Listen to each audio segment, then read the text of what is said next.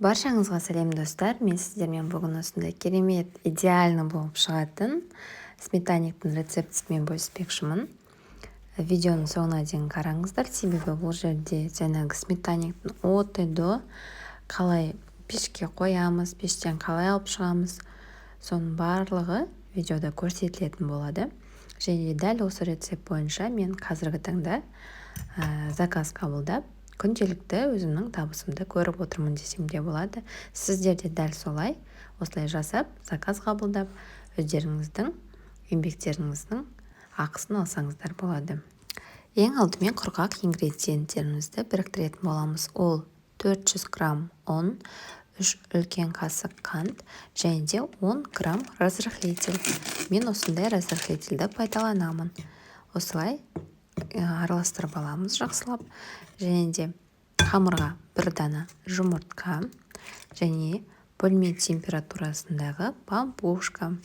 Пампушкамыздан басқа майды қолданып көрдім, маған өзіме ұнамады.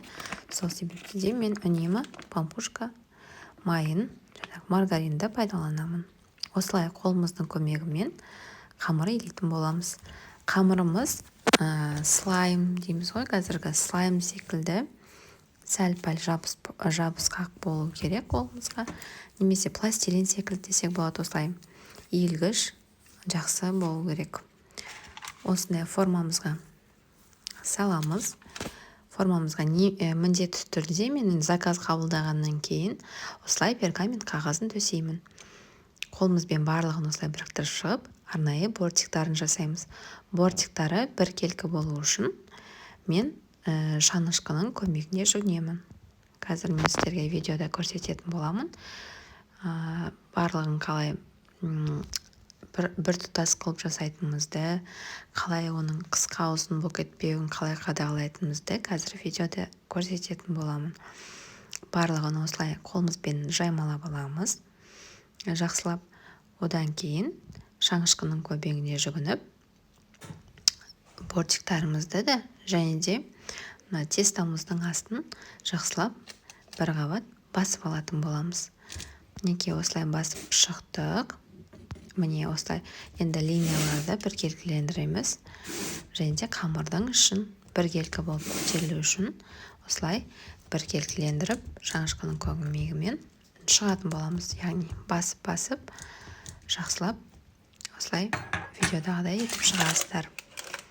Мінекей осындай корзинамыз дайын болды. Енді менде қаймаққа 25%-ық аяла қолданамын. Сіздер бар өздеріңіздің аудандарыңызда қандай сметана бар, соны пайдалансаңыздар болады. Бірақ міндетті түрде сапалы болу керек, яғни 20 немесе 25%. Осылай 3 үлкен қасық қант. Сіздер 2 қоссаңыздар болады. Мен негізі тәтті болғанды қалаймын. Және де 2 дана жұмыртқамызды қосып, жақсылап осылай араластыратын боламыз. Мінекей осындай қоймалжың сұйықтық шығады. Оны осылай жаңағы дайын болған қамырымызға осылай құятын боламыз. Барлығын осылай жақсылап араластырып, 180 градуста мен өзім обычно 50 минут аралығында пісіремін. 50 минут аралығында менде осындай болып шықты. Міне қамыр мына жерлері бортиктар кішкене қатты болып қалады обычно. Содан кейін мен оны осындай лайфхакпен бөліспекшімін. Бетін жауып қоямыз. Бір жарты сағат көлемі екен жауып қоямыз. Жарты сағаттан кейін алып, міне жұмсақ болып шығады. Себебі ол буланады. Буланғаннан кейін тестамызға жаңағы сухо болмайды. Сондай жақсы сіңірілген қамыр болып шығады. Неге пышақтың көмегімен осылай босатып аламыз. Және формамызға салып, қазір кесетін боламыз. В разрезе қазір көрсетемін. Тоже өте күшті болып шығады. Ең басты қағида, яғни сіздер асықпаңыздар. Сметанник піскеннен кейін толыққанды суығанша сметаннигімізге мүлдем тиіспейміз. Себебі ол сметанник пісіп шыққаннан кейін толыққанды қатып тұру керек. Ол примерно бір шамамен алғанда 1-2 сағат көлемін құрайды. Одан кейін барып жаңағы формамыздан босатып арнайы ыдысымызға салатын боламыз. Мінекей в разрезе ол осындай болып шықты. Дәмі өте дәмді. Кез келген қонағыңызды да ұялмай күтіп аласыз, немесе заказ қабылдап жаңағы сметанниктеріңізді сатсаңыздар болады. Дәмі өте ерекше болып шығады. Видеода барлығы көріп тұр, көзмен сапасын көруге болатын заттар секілді.